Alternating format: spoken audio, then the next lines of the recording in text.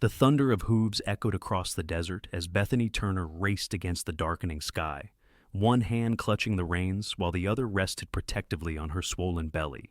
At 7 months pregnant, she shouldn't have been riding alone through the Arizona Territory in 1881, but desperation had driven her to this reckless journey after receiving news of her ailing father in Silver Creek. "Just a little further, Maple," she urged her chestnut mare, squinting at the horizon where storm clouds gathered with ominous speed. The usually reliable trail had become unfamiliar after the recent flash floods, forcing Bethany to navigate by instinct rather than memory. The first fat raindrops began to fall as a jagged streak of lightning illuminated the landscape. Bethany spotted the mouth of a cave in the distance, relief washing over her. Shelter, at least until the storm passed. She guided Maple toward the opening, dismounting with difficulty as her back ached in protest. "Come on, girl," she whispered, leading the nervous horse into the cave. The interior was surprisingly deep, the walls lined with glittering minerals that caught what little light filtered in from outside. Bethany tied Maple to a jutting rock near the entrance, where the mare could still see daylight but remain protected from the rain. Venturing deeper, Bethany marveled at the cave's beauty, running her fingers along the smooth stone walls. Her baby kicked vigorously, as if sharing in her wonder. "You'll see plenty more amazing things once you're born, little one," she murmured, smiling down at her rounded middle. The smile vanished as a terrifying rumble filled the air different from thunder, more immediate and threatening. Before she could react, the world around her erupted in chaos. The ground trembled violently beneath her feet, and rocks began to crash down from above. "No!" Bethany screamed, stumbling backward as the cave entrance collapsed in a thunderous avalanche of stone and earth. Maple's frightened whinnying cut through the din before abruptly silencing, leaving only the sound of falling rocks and Bethany's panicked breathing. When the dust finally settled, Bethany found herself trapped in near complete darkness, the cave entrance now sealed by tons of fallen rock. Only a few tiny cracks allowed slivers of fading daylight to penetrate the gloom. The reality of her situation crashed over her with horrifying clarity. She was trapped, pregnant, and completely alone. "Help!" she screamed, her voice echoing uselessly around her stone prison. "Somebody help me!" But the only answer was the distant rumble of thunder as the storm raged on, oblivious to the woman and her unborn child fighting for survival beneath the earth. Miles away, Isaac Everett pulled his hat lower against the driving rain, cursing his luck. He'd been tracking a small herd of wild mustangs for 3 days, hoping to break the best of them for his fledgling horse ranch. The storm had scattered them to the winds, leaving him with nothing to show for his efforts except drenched clothing and a foul mood. "Come on, Thunder," he urged his black stallion. "Let's find some shelter before we both drown." At 32, Isaac had spent most of his life in the saddle. After serving as a cavalry scout during the closing years of the Civil War, he drifted west, working as everything from a ranch hand to a bounty hunter, before finally saving enough to purchase a modest spread outside Silver Creek.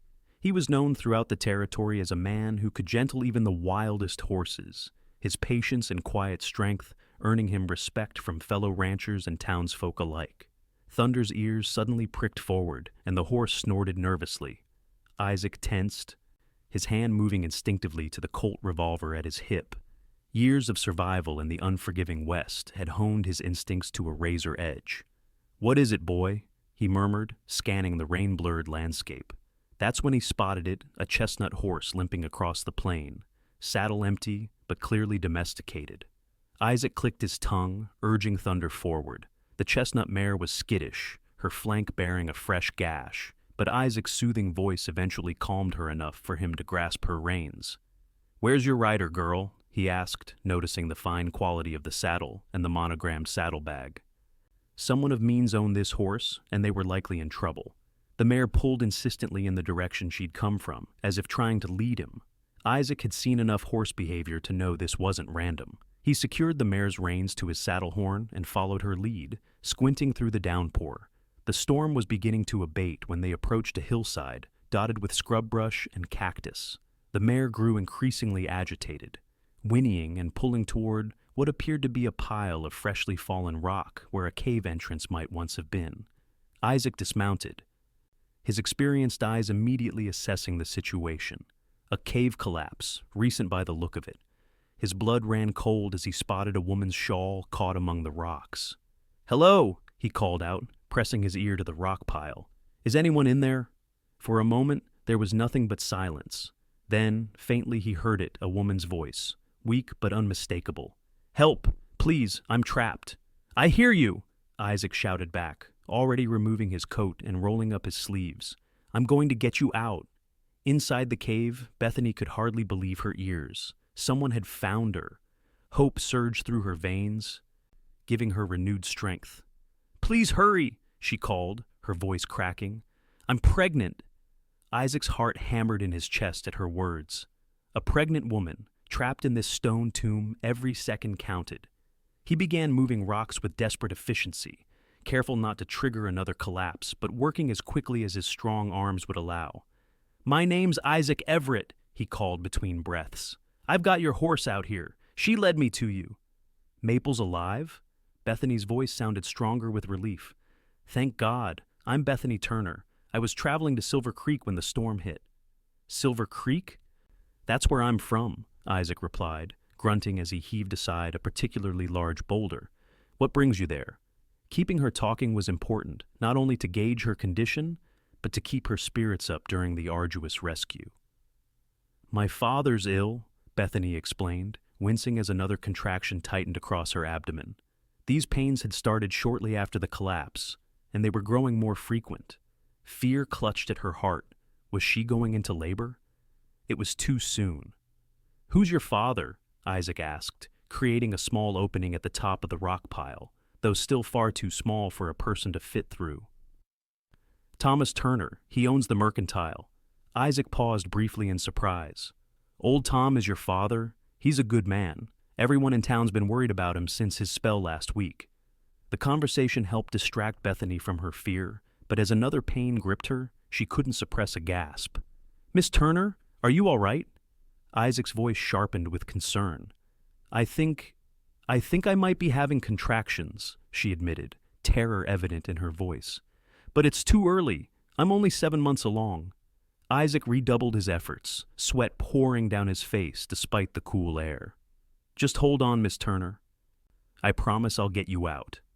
As the hours passed, Isaac worked tirelessly, moving rock after rock, gradually creating an opening. The sky had cleared, stars emerging like diamond pinpricks in the velvet darkness. He had managed to pass a canteen of water and some jerky through a small gap, but Bethany's contractions were becoming more frequent, her responses increasingly strained. "Isaac!" she finally called, using his first name for the first time, her voice tight with fear. "I think my water just broke." Isaac felt panic rise in his throat but forced it down. "I'm almost through, Bethany, just a little longer." Finally, after what seemed like an eternity, Isaac created an opening large enough to crawl through. He lit a match, illuminating the cavern beyond, and carefully squeezed through the gap, a lantern from his saddlebag in hand. The sight that greeted him would be forever burned into his memory. Bethany sat propped against the far wall, her face pale and streaked with dust and tears, her hands clutching her swollen belly. Despite her obvious distress, she was beautiful long auburn hair tumbling over her shoulders, green eyes bright with pain and determination. "You came," she whispered, as though she couldn't quite believe it. "Of course I did," Isaac replied, kneeling beside her. He'd delivered foals and calves before, but never a human baby, and the prospect terrified him. Still, he kept his expression calm and confident. "Let's get you out of here." "I don't think there's time," Bethany gasped as another contraction seized her. "The baby's coming now." Isaac took a deep breath, nodding resolutely. "Then we'll bring your little one into the world right here. But first, let me make you more comfortable." He removed his shirt, leaving him in just his undershirt, and folded the garment into a makeshift pillow. Then he spread his coat on the ground for her to lie on. His gentle strength as he helped her into a more comfortable position surprised Bethany, his large hands careful and respectful, despite the intimacy of their situation. "My wife died in childbirth 3 years ago," Isaac said quietly, his voice heavy with old grief as he prepared for what was to come. "I couldn't save her or our baby, but I swear to you, Bethany Turner, I will not let the same happen to you and your child." Bethany reached out, gripping his hand with surprising strength. "I believe you, Isaac Everett." The next few hours passed in a blur of pain and effort. Isaac proved to be steady and supportive, talking Bethany through each contraction, using his limited knowledge and her instincts to guide them through the terrifying process. When fear threatened to overwhelm her, his calm voice anchored her to reality, his strong hands supporting her when her strength faltered. Finally, as the first hint of dawn filtered through the small opening in the rocks, a new sound filled the cave, the indignant cry of a newborn taking their first breath. "It's a girl," Isaac announced, his voice thick with emotion as he wrapped the tiny infant in his bandana. "A beautiful, perfect little girl." Tears streamed down Bethany's face as Isaac placed the surprisingly robust infant in her arms. Despite being early, the baby had a healthy cry and good color. Bethany stared in wonder at her daughter's tiny features, overcome with a love so intense it nearly stole her breath. "Hello, little one," she whispered. "You certainly know how to make an entrance." Isaac watched the two of them, mother and daughter, feeling something shift within his heart. He'd come here to rescue a stranger, but somehow, in this cave with dawn breaking outside, he felt as though he was the one being saved. "We need to get you both to a doctor," he said gently. "Do you think you can travel if I help you?" Bethany nodded, though exhaustion was evident in every line of her body. "I'll try." With infinite care, Isaac helped Bethany to her feet, supporting her weight while she clutched her newborn daughter. The opening he'd created was too small for her to navigate in her weakened state, so he returned to his task, widening it enough for them to pass through comfortably. When they finally emerged into the morning light, Bethany blinked back tears of relief. The nightmare was over. She was alive, her daughter was alive, and this kind, strong man had made it possible. Isaac helped her onto Thunder, mounting behind her to keep her steady while the baby remained securely cradled in her arms. The chestnut mare, Maple, followed behind as they made their way slowly toward Silver Creek. "My father doesn't know about the baby," Bethany admitted as they rode, "or about Edward, my husband. We married against his wishes. Edward was killed in a mining accident 4 months ago. I was coming home to make peace before the baby came." Isaac nodded, understanding the complexity of her situation. "Your father will be overjoyed to see you, especially with his granddaughter. Tom Turner might be stubborn, but he has a good heart." "What will you tell people about all this?" Bethany asked hesitantly. Isaac's arms tightened slightly around her, a protective gesture that felt surprisingly natural. "Only what you want me to. Your story is yours to tell, Bethany." She leaned back slightly, taking comfort in his solid presence. "Thank you, Isaac, for everything." As they rode into Silver Creek that morning, a weary cowboy, an exhausted new mother, and a miracle baby born beneath the earth, neither could have predicted how their lives would remain intertwined in the days and months to come. The arrival of Bethany Turner and her newborn daughter created quite a stir in Silver Creek. Dr. Morrison immediately took charge, insisting that mother and baby stay in the small infirmary adjacent to his office until he was satisfied with their recovery. Thomas Turner, initially shocked by his daughter's appearance and the news of both her marriage and widowhood, melted completely at the sight of his tiny granddaughter. "She's perfect, Bethy," the older man whispered, tentatively touching the infant's cheek with a weathered finger. All the years of estrangement seemed to vanish in that moment, replaced by the simple joy of family reunited. "I've named her Hope," Bethany said softly. It seemed fitting. Thomas nodded, unable to speak past the lump in his throat. When he finally looked up at Isaac, who stood awkwardly by the door, his eyes shone with gratitude. "I don't know how to thank you, Everett. If you hadn't found them—" Isaac shook his head. "No thanks needed, Mr. Turner. Anyone would have done the same." "Not anyone could have," Bethany corrected, her gaze meeting Isaac's across the room. Something unspoken passed between them, a connection forged in the crucible of their shared ordeal. In the days that followed, Isaac found himself drawn back to the infirmary, bringing small gifts, wildflowers from the prairie, a tiny wooden horse he'd carved himself for when Hope was older, fresh eggs from his chickens. Each visit lasted a little longer than the one before, his initial awkwardness gradually giving way to easy conversation as he and Bethany discovered shared interests and compatible temperaments. By the time Dr. Morrison declared Bethany and Hope fit to leave the infirmary and move into Thomas Turner's home behind the mercantile, Isaac's daily visits had become an expected part of their routine. The townspeople noticed. Of course, Silver Creek was too small for such things to go unremarked, but most viewed the developing friendship with approval. Isaac Everett was well respected, and after the tragedy of losing his wife and unborn child, many thought it was high time he found happiness again. "You've become quite the topic of conversation," Olivia Peterson, the milliner's wife, informed Bethany one afternoon as she browsed ribbons in the mercantile. "Half the eligible ladies in town have been trying to catch Mr. Everett's attention for years, and here you've done it without even trying." Bethany felt her cheeks warm. "We're just friends, Mrs. Peterson. He saved my life and delivered my daughter. That creates a bond, but it's not romantic." Olivia raised a knowing eyebrow, but said nothing more, leaving Bethany unsettled. Was that true?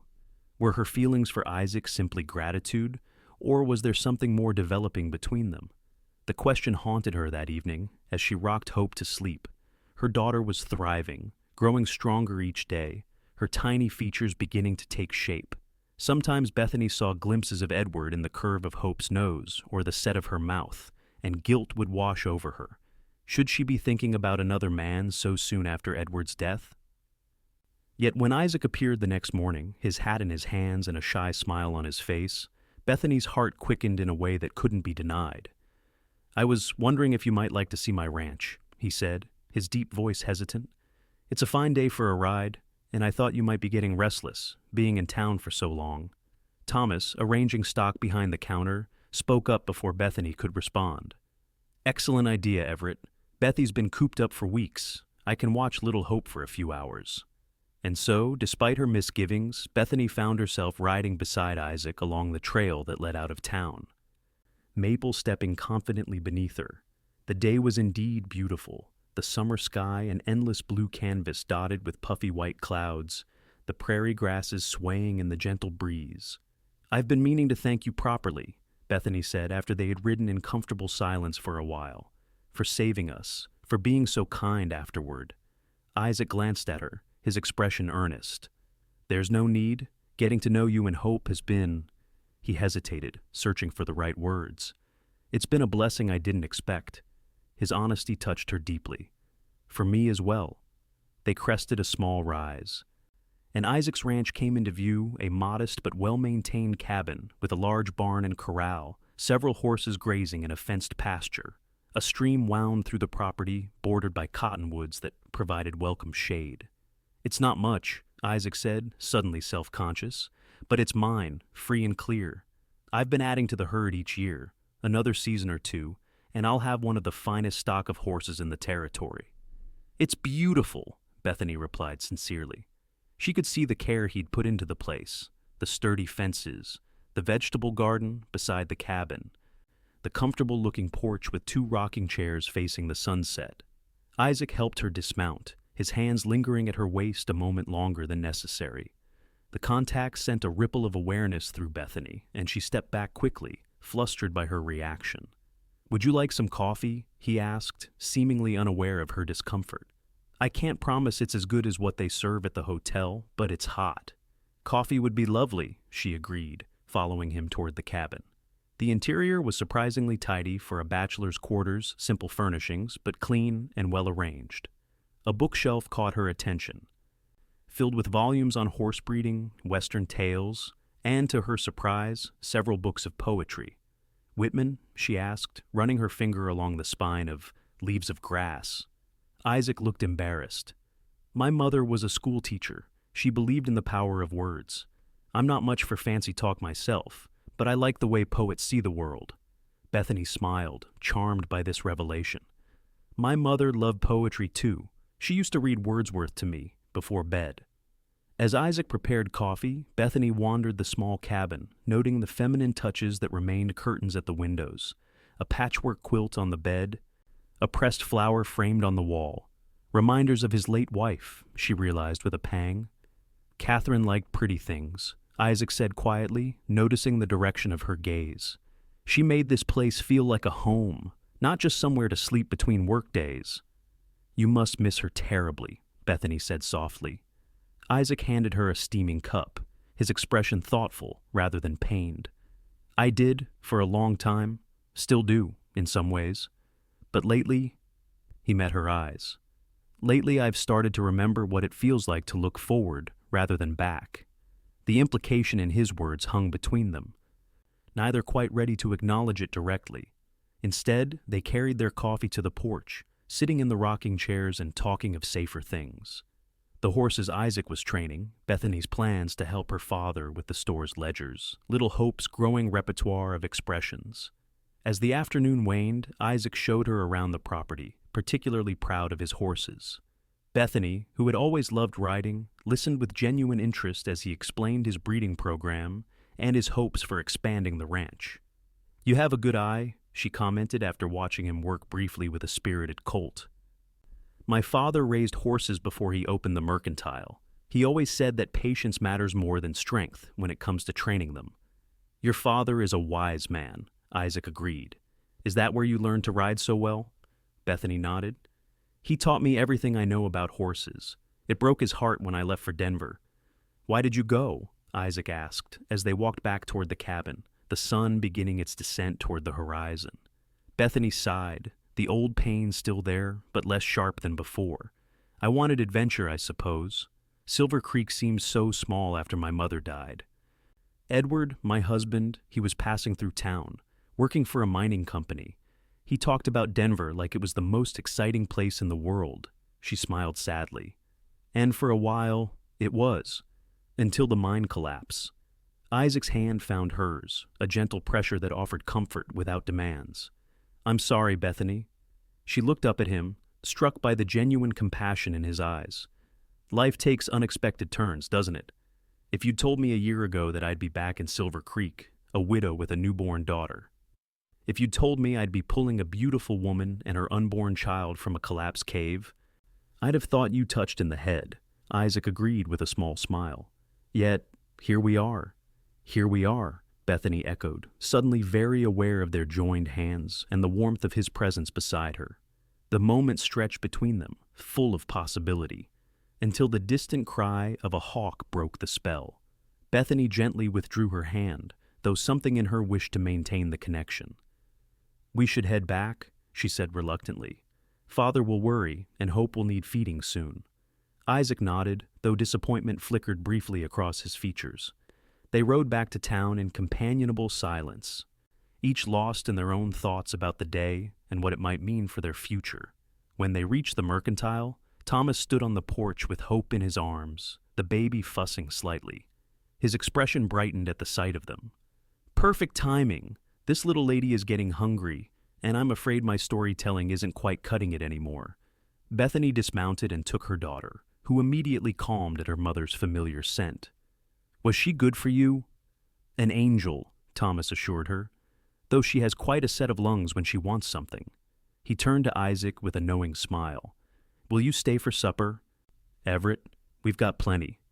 Isaac hesitated, looking to Bethany for guidance. Her slight nod decided him. I'd be honored, Mr. Turner. Let me just see to the horses first. As the weeks passed, these shared meals became increasingly common, with Isaac joining the Turner family 2 or 3 evenings a week. He became a fixture at Sunday services as well, sitting beside Bethany in the small church, occasionally holding Hope when she grew restless. The townsfolk watched with interest as friendship blossomed into something deeper, even if the two principals seemed determined to proceed with caution. Autumn arrived, painting the prairie in russet and gold. Hope was growing rapidly, her early arrival seemingly forgotten as she thrived under the love of her mother, grandfather, and the cowboy who had become an integral part of their lives. She had Edward's dark hair, but Bethany's green eyes, and a smile that could melt the hardest heart. It was on a crisp October evening, with the first hint of winter in the air, that Isaac finally found the courage to speak what had been in his heart for months. They sat on the porch behind the mercantile, Hope sleeping peacefully indoors under Thomas's watchful eye, the stars emerging one by one in the darkening sky. I've been thinking, Isaac began, his voice uncharacteristically nervous. Bethany turned to look at him, her shawl drawn tight against the evening chill. "That sounds ominous," she teased gently. He smiled, drawing strength from her warmth. "Not ominous. At least, I hope not." He took a deep breath. "Bethany, I know it hasn't been that long since Edward passed, and I would never want to dishonor his memory or rush you into anything you're not ready for." Bethany's heart began to beat faster as she realized where this conversation was heading. "Isaac, please let me finish before I lose my nerve," he said, taking her hand in his. "The day I found you in that cave, something changed in me. I'd been living half a life since Catherine died, just going through the motions. But digging through those rocks, hearing your voice, holding hope when she took her first breath, it woke something in me I thought was gone forever." Tears pricked at Bethany's eyes as Isaac continued, his voice growing stronger with each word. "I've grown to care for you, Bethany Turner, for you and for hope, more than I thought possible. I know I'm just a simple rancher, and maybe you had grander plans for your life, but I'm asking if you might consider a future with me. Not right away, we could have a proper courtship first. Take all the time you need, but I wanted you to know my intentions." The evening breeze rustled the dying leaves as Bethany considered her response. Part of her felt it was too soon, that she was somehow betraying Edward's memory, but a stronger part recognized the truth that had been growing in her heart since those desperate hours in the cave. "When Edward died," she said slowly, "I thought that was the end of that chapter of my life. I never imagined I could feel this way again." She squeezed his hand. "But I do, Isaac. I care for you too, deeply. And I've seen how wonderful you are with Hope, how patient and kind." Hope blossomed in Isaac's eyes. "Does that mean—" "It means I would very much like to court properly," Bethany said, with a smile that lit up her entire face. "And see where this journey takes us." Isaac's smile matched hers in brilliance. Slowly, giving her time to pull away if she wished, he leaned forward and placed a gentle kiss on her lips. It was brief, but perfect. A promise of deeper connection to come. Unknown to them, Thomas watched from the window, his heart full at the sight of his daughter finding happiness again. He looked down at his sleeping granddaughter and whispered, "Your mama's going to be just fine, little one. We all are." The courtship of Isaac Everett and Bethany Turner became the talk of Silver Creek throughout that winter. They attended socials and church gatherings together, enjoyed sleigh rides when the snow fell, and spent quiet evenings by the fire in the Turner home, reading or simply talking, while Hope played on a blanket nearby. Isaac proved to be a patient and attentive suitor, never pushing for more than Bethany was ready to give, always respectful of Edward's place in her past. For her part, Bethany found herself falling deeper in love with the quiet cowboy whose strength was matched by his gentleness. Hope adored him unreservedly, lighting up whenever Isaac entered the room. Her first clear word, after "Mama," was a delighted "Zach" that brought tears to the tough cowboy's eyes. By spring, when the prairie burst into bloom with wildflowers, the entire town was simply waiting for an official announcement. It came on Easter Sunday, following the church service, when Isaac stood and asked for everyone's attention. "I have something important to ask," he said, his voice carrying through the crowded churchyard. Then, to Bethany's surprise and delight, he knelt before her, taking her hand in his. "Bethany Turner, you and Hope have brought more joy into my life than I ever thought possible after losing Catherine. I promised myself I wouldn't rush you, and I hope these past months have shown you the depth and sincerity of my feelings." He produced a simple gold band, its surface catching the spring sunlight. "Would you do me the great honor of becoming my wife?"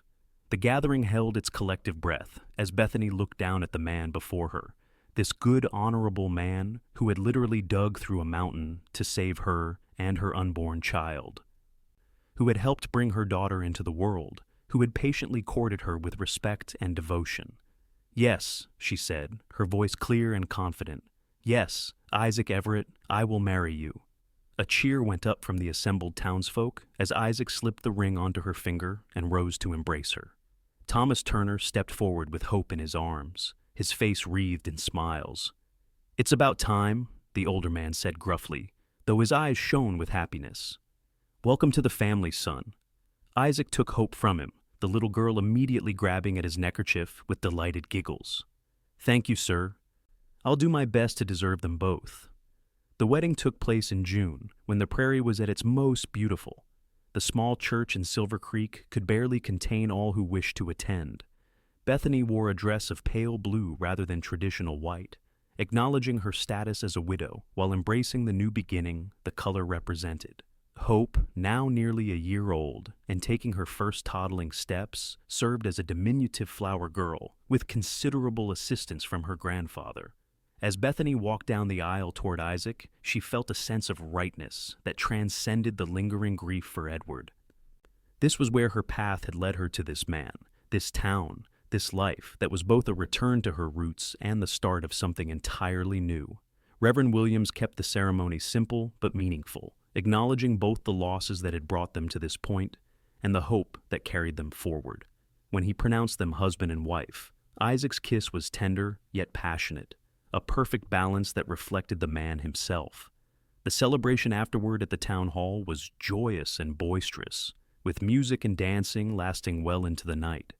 Even Thomas Turner took a turn on the dance floor, proving he hadn't forgotten the steps his late wife had taught him so many years ago. As twilight deepened into darkness, Isaac led his new wife and daughter to the wagon he'd prepared for them. The back was loaded with Bethany and Hope's belongings, ready for the short journey to what would now be their shared home. "Are you ready, Mrs. Everett?" he asked, his voice husky with emotion, as he helped her up to the seat. Bethany smiled, adjusting a sleeping Hope in her arms. "I've been ready since the moment you pulled us from that cave, Mr. Everett. I just didn't know it yet." Their life together began in earnest that night. As Isaac carried them both across the threshold of the cabin he'd prepared so carefully for their arrival, he'd added a room for Hope, furnished with a crib he'd built himself, and painted a cheerful yellow. The main living area now boasted curtains Bethany had sewn, and fresh wildflowers stood in a vase on the table. "It's perfect," Bethany whispered after they had settled Hope in her new bed. "It feels like home already." Isaac drew her into his arms, his expression serious. "I want you to know something, Bethany. I don't expect you to forget Edward. He'll always be Hope's father and a part of your past." "I'm not trying to replace him." Tears welled in Bethany's eyes at his understanding. "Thank you for that. Edward gave me hope, and I'll always be grateful. But you, Isaac, you gave me a future when I thought mine was buried in that cave. What we have isn't a replacement for what came before. It's something new and wonderful all its own. Their first kiss as husband and wife in their own home was a promise, a beginning, and a homecoming all at once. And when they finally came together as husband and wife, their passion was tempered with tenderness, each touch a discovery and a blessing. The years that followed brought both joys and challenges, as all lives do.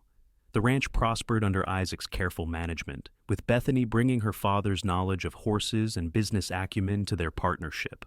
Hope grew into a spirited, intelligent child who loved nothing more than helping her stepfather with the horses or listening to her mother read from the growing collection of books that filled their shelves. Thomas Turner remained a constant presence in their lives, Sunday dinners at the ranch becoming a tradition that anchored their weeks. When he finally sold the mercantile 3 years after their wedding, he moved into the small guest cabin Isaac built for him on the property, content to spend his retirement watching his granddaughter grow and helping with the lighter ranch chores. In the spring of their second year of marriage, Bethany gave birth to a son they named James Thomas Everett, a robust baby with Isaac's blue eyes and serious expression. 2 years later, their family was completed with the arrival of Sarah Catherine, named for both their mothers. Life wasn't always easy. Droughts threatened the pastures, economic downturns affected the horse market, and the usual childhood illnesses brought sleepless nights of worry. But through it all, Isaac and Bethany faced each challenge together, their bond only strengthening with time. Hope never knew the full story of her birth until her 10th birthday, when Bethany deemed her old enough to understand. They took her to the place where the cave had been, now completely collapsed and overgrown with prairie grasses and wildflowers. "This is where you were born," Bethany explained, holding her daughter's hand as they stood in the summer sunshine. "When the cave collapsed, I thought we were going to die. But then your father—" She looked at Isaac with love, for he was truly Hope's father in every way that mattered. He found us. He dug through all those rocks until he could reach us, and then he helped bring you into the world." Hope looked at Isaac with newfound awe. "You saved us?" Isaac knelt down to her level, his face serious. "Your mother is the strongest person I've ever known, Hope. She kept you both alive until I got there. We saved each other, really?" The girl looked thoughtful, processing this revelation about her origins. "Is that why my name is Hope? Because you didn't give up hope?" Bethany smiled, tears in her eyes. "Exactly. You were our miracle. Born in the darkest place, but bringing so much light." Hope threw her arms around both of them, this man and woman who had created a family through love rather than just blood. "I'm glad you found each other," she said simply. That night, after all three children were asleep, Bethany and Isaac sat on their porch in the rocking chairs that had witnessed the beginning of their courtship. The ranch had grown over the years, now one of the most successful horse breeding operations in the territory. The simple cabin had expanded into a comfortable home, with a second story added to accommodate their growing family. "Do you ever think about how different our lives might have been?" Bethany asked, watching the fireflies dance in the summer darkness. "If I hadn't taken that shortcut, if the storm hadn't come." Isaac reached for her hand, his touch as reassuring as ever. "I try not to dwell on might-have-beens, but I do know this. I would have found you somehow, Bethany Everett. If not in that cave, then somewhere else. Some souls are just meant to find each other." Bethany leaned her head against his shoulder, contentment washing over her. "I believe that too. Though I could have done without the cave-in and the premature labor," she added with a chuckle. Isaac laughed, the sound rich and warm in the night air. "Fair enough, but it does make for quite a story to tell the grandchildren someday." "Grandchildren?" Bethany raised an eyebrow. "Hope is only 10, Isaac. Let's not marry her off just yet." "No rush," he agreed easily. "We have all the time in the world." And they did, building their legacy day by day on the foundation of that desperate rescue. A cowboy who refused to give up. A pregnant woman who found strength she never knew she possessed. And the tiny baby whose birth beneath the earth had brought two wounded souls together and given them a second chance at love. As the years passed, the story of the cave rescue became something of a legend in Silver Creek, told and retold with various embellishments. But Isaac and Bethany knew the truth of it, how close they had come to never finding each other, how precious each day together truly was. Every anniversary of Hope's birth, they would place wildflowers at the site of the collapsed cave, a private ritual of remembrance and gratitude. And every night, no matter how busy their days or how many years passed, they found a moment to hold each other close and whisper their thanks for the twist of fate that had brought them together in the most unlikely of circumstances. For in the end, their love story wasn't just about a dramatic rescue or a baby born beneath the earth. It was about two people who had lost everything, finding the courage to open their hearts again, to build something new and beautiful from the rubble of collapsed dreams. It was about family created through choice as much as chance, and love that grew stronger with each passing season. And on quiet nights, when the children were grown with families of their own, Isaac and Bethany would still sit together on that same porch, watching the stars wheel overhead, their hands clasped just as they had been on that first hopeful evening so many years before. "I never get tired of this," Bethany would say, her auburn hair now streaked with silver, but her green eyes as bright as ever. And Isaac, lines of laughter crinkling around his eyes, would reply as he always did. "Neither do I, my love, neither do I. Because some treasures, once unearthed from darkness and brought into the light, only grow more precious with time." And the love that had begun in desperation beneath the earth had proven strong enough to weather any storm, enduring and true as the mountains themselves, a testament to the power of hope and the unexpected journeys of the heart.